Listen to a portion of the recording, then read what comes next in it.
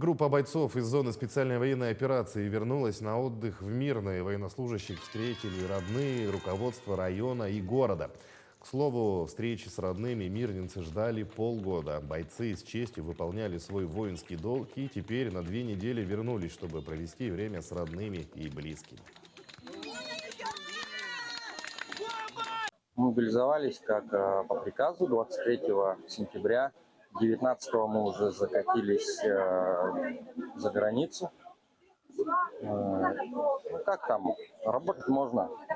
Да, это нужно, это правильно сделано. И это лето решающее. Дальше победа будет за нами. Ну, встретили хорошо, тепло очень.